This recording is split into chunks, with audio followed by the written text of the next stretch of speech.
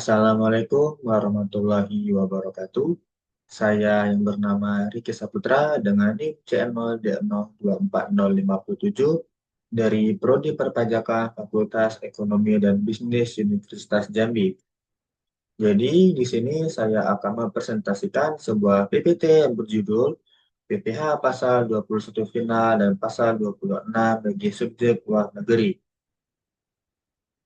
PPH Pasal 21 adalah pajak yang dipotong atas penghasilan berupa gaji, upah, honorarium, tunjangan, dan pembayaran lain sehubungan dengan pekerjaan, jabatan, jasa, atau kegiatan yang diterima oleh orang pribadi dalam negeri. PPH Pasal 21 Final adalah jenis PPH Pasal 21 yang pengenaan pajaknya bersifat final. Artinya jumlah pajak yang dipotong sudah bersifat mutlak dan tidak dapat diperhitungkan kembali dalam surat pemberitahuan SPT tahunan. Penghasilan yang dikenakan PPh 21 final tidak digabungkan dengan penghasilan lainnya, sehingga kewajiban pajak atas penghasilan tersebut tidak dianggap telah selesai pada saat dipotong. Contohnya adalah pesangon, uang, manfaat pensiun, tunjangan hari tua, jaminan hari tua, serta honorarium tertentu. Dan PPh, pajak penghasilan atau PPh adalah pajak yang dikenakan kepada orang pribadi atau badan atas setiap tambahan kemampuan ekonomis yang diterima atau diperoleh dari manapun sumbernya. Dalam sistem perpajakan Indonesia, PPh dibagi dalam beberapa pasal. Yang pertama, di antaranya adalah PPh Pasal 21 dan PPh Pasal 26 yang mengatur pemotongan pajak oleh pihak ketiga. Subjek pengertian subjek pajak luar negeri.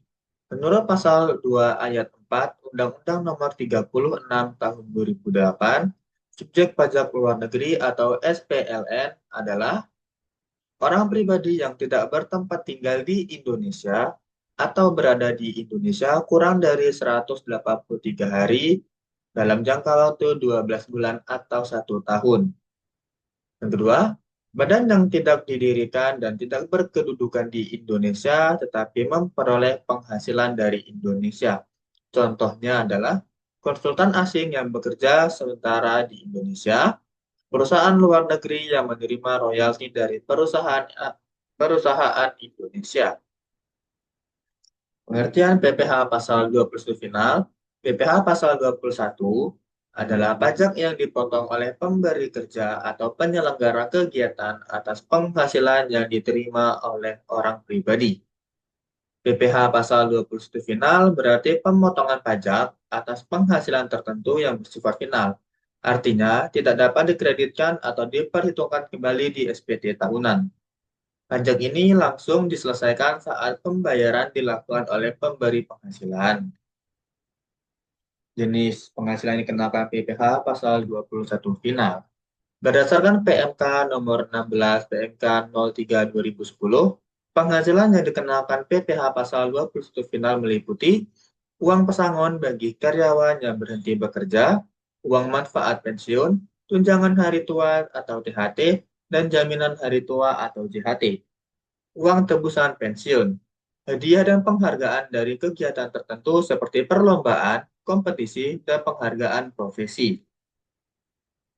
Tarif PPh Pasal 21 Final.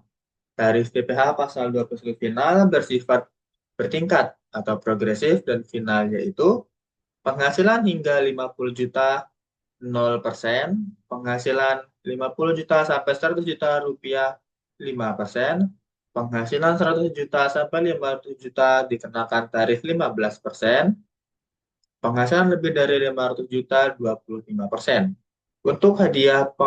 Untuk hadiah atau penghargaan tertentu dikenakan 15% dikenakan 15 final dari jumlah bruto.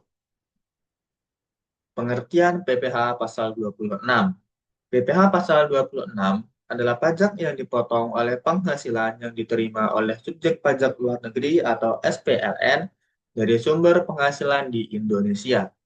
PPh Pasal 26 adalah pajak yang dipotong atas penghasilan yang diterima oleh subjek pajak luar negeri atau SPLN dari sumber penghasilan di Indonesia. Pajak ini bersifat final dan dikenakan pada saat pembayaran atau saat penghasilan tersedia untuk dibayarkan. Jenis penghasilan yang dikenakan PPh pasal 26 di antara lain dividen atau pembagian laba perusahaan, bunga, misalnya bunga pinjaman atau obligasi, royalti atau imbalan atas penggunaan hak cipta, paten atau lisensi. Ser- maaf, sewa atas harta bergerak maupun tidak bergerak, imbalan jasa teknis, manajemen atau konsultan, hadiah dan penghargaan, keuntungan dari penjualan aset di Indonesia. Tarif untuk PPh pasal 26 umumnya adalah 20% dari jumlah bruto dengan ketentuan sebagai berikut. Penghasilan, maaf, yang pertama, penghasilan berupa dividen, bunga, royalti, sewa, dan jasa dikenakan tarif sebesar 20% dari bruto. Yang kedua, penghasilan berupa penjualan saham atau aset di Indonesia dikenakan tarif 5% dari bruto. Yang ketiga, bila penerima penghasilan berasal dari negara yang memiliki perjanjian penghindaran pajak berganda atau P3B dengan Indonesia, maka tarif dapat lebih rendah misalnya 10 atau 15%. Perbandingan PPh pasal 21 final dan PPh pasal 26.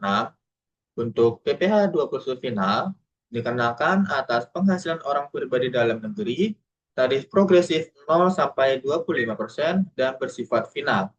PPh 26 dikenakan atas penghasilan subjek pajak luar negeri, tarif umum 20% atau sesuai P3B dan bersifat final juga. Dasar hukumnya, Undang-Undang Nomor 36 Tahun 2008 tentang Pajak Penghasilan. Yang kedua, PMK Nomor 16 PMK 03 2010 tentang PPh 21 final. Yang ketiga, per 16 PJ 2016 tentang petunjuk teknis PPh 21 dan PPh 26. Peraturan Pemerintah Nomor 68 Tahun 2009 tentang PPh atas hadiah dan penghargaan. Yang kelima, Perjanjian Penghindaran Pajak Berganda atau P3B antara Indonesia dan negara lain. Tujuan pemungutannya untuk menjamin penerimaan pajak dari semua sumber penghasilan, baik dalam maupun luar negeri. Yang kedua, meningkatkan kepatuhan pajak dan mencegah penghindaran pajak. Yang ketiga, memberikan keadilan dalam sistem perpajakan. Yang keempat, menjalin kerjasama perpajakan internasional yang sehat.